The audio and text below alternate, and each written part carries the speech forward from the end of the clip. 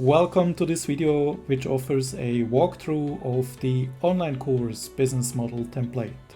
Before we start, if you like to see more videos from us, please push the subscribe button.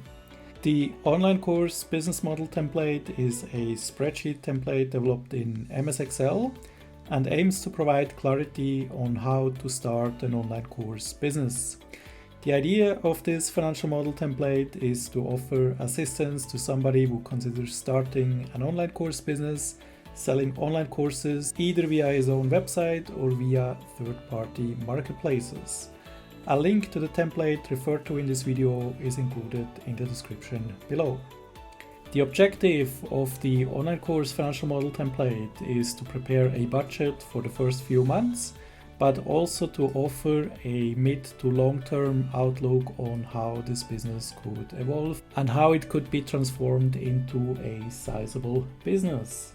The template uses a bottom-up approach to forecast the revenues based on a list of online courses to be sold.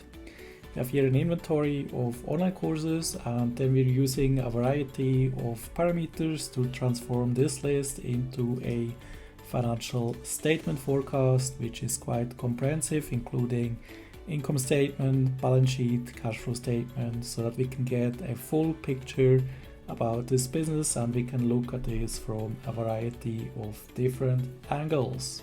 So let's dive into it and let me walk you through the structure of this spreadsheet template. We have here a set of general assumptions such as the currency, first year when the forecast starts, inflation, then also general parameters like what the days receivables, payable, depreciation periods, interest rates. What we also want to define are the types of courses we're going to sell, so we can categorize our courses a bit. We also want to basically already think about the sales cycle of these courses, how long they are going to sell, what's the target price, for instance here per category, and then what would be the expected peak sales in terms of how many courses can be sold per month. So now let's talk about product lifecycle types. If we look at product life cycles, there are different ways to model this. One way is we just assume a steady number of courses to be sold per month, and this number will not change. Another way to do it is to assume a slight ramp up. So sales starting slow, and then we are selling more and more courses per month, and then at some time they peak, and this would then reflect a ramp up way of modeling it. But online courses very often are in quite competitive industries. There are also new competitors can come in at any time, or also topics can become outdated. There are new technologies, new trends coming up, so the demand for courses is subject to a steady shift. And this also can mean that actually product life cycles look more something like that. That marketing kicks in, it drives demand for the courses up, the sales peak, and then over time these sales actually slow down or even expire. And what we have done here is we have given you here a framework to model this product life cycle by using an index approach, and with these indexes we can model all these curves, and then we simply multiply these curves or these indexes by the peak sales on a per course basis. What we need to do next is to define which courses we are going to sell. For this we have prepared here a list of courses. We can assign each course a type, and depending on the type we can retrieve the default values for price and peak sales assumptions, or we can also overwrite it. We can assign what product lifecycle each course is expected to follow, when a course starts, and the duration of that course.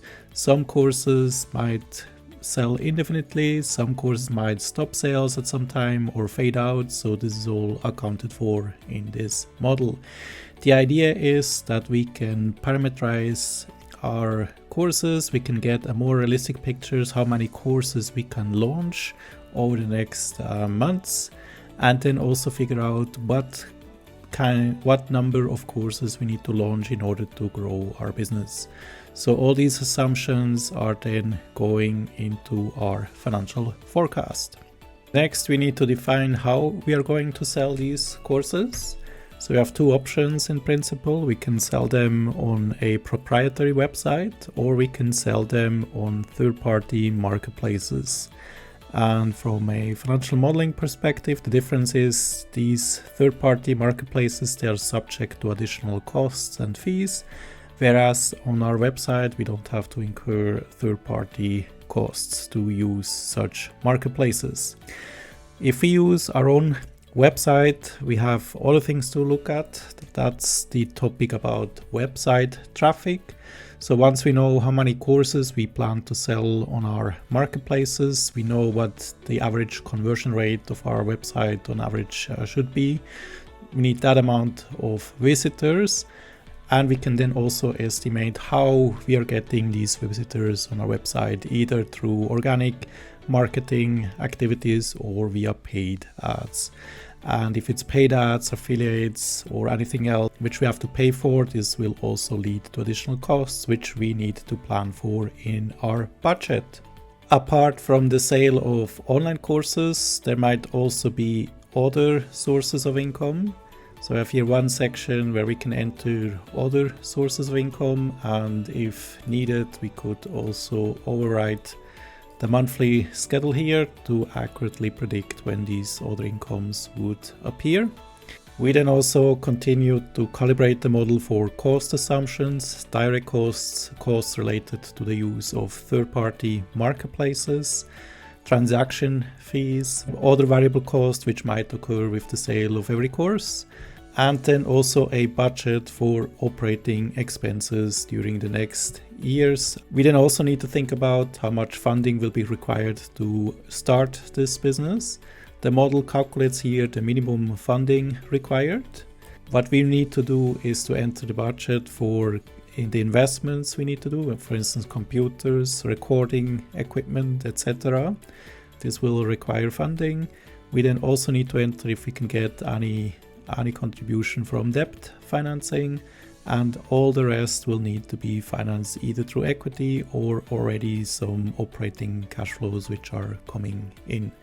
The model calculates all this, and what we at the end can do is we can add a slight cash reserve so that we can get to a rounded figure in terms of the equity investment. And the way to do that is to do a quick goal seek, and we allocate the difference here in the cash buffer. The assumptions are now all entered and updated. So what comes next is to review our plan.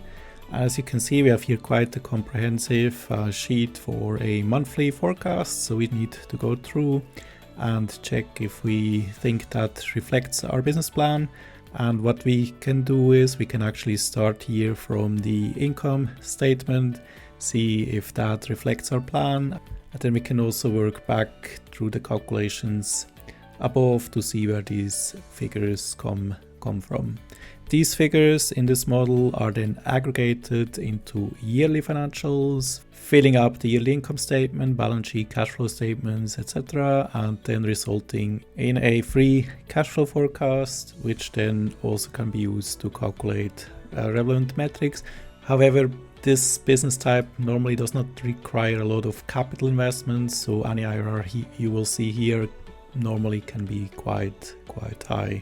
To wrap up our business, we can go through the executive summary, reviewing how much revenues and profits this business should generate over the years, the generation of cash flow, and then also maybe just check these metrics. But as said, any metrics here normally will be quite high because there shouldn't be a lot of investment required normally. And we can then also have a look if we would value this business at a certain EV/EBITDA multiple, what would be the business value. This maybe is a bit over optimistic, but even a low EBITDA multiple will result in something, and it can give you just an idea what could be a potential business value. We can then review once more uses and sources of funds, how much funding is required and where the funds come from. We then also can double check our business plan once more. We're going to generate these revenues, and as you can see, we have different types of courses, so we can understand a bit what will be the plan in terms of the course type which should contribute to the revenues.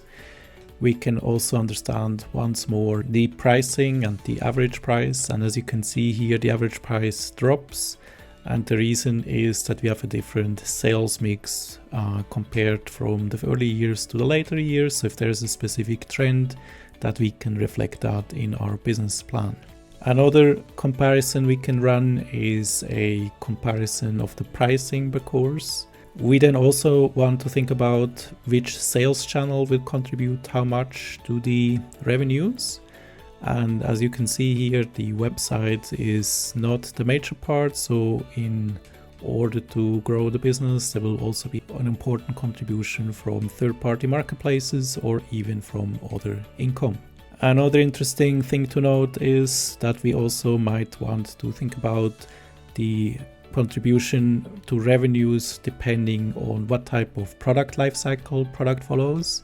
We can look at the lifetime revenues we are assuming from the sale of courses. Once more, a review of the product lifecycle. Also, an interesting aspect to think about is what will be the revenue contribution from courses started in year 1, year 2 and year 3, etc. Here then also a calculator we can use to better analyze the expected sales from a certain course. So if we change this to specific course, we can then use this drop down here, compare what life cycle we are going to assume. If it would be flat, if it's a best seller, then you see then suddenly the course follows our life cycle pattern, and then in that case the sales would stop. Then there are other charts included to assess to understand the required website traffic, and then also charts to review once more the cost structure and also the average profit per online course. In that scenario, you can see actually the average profit goes down. That's maybe a question mark if that not should be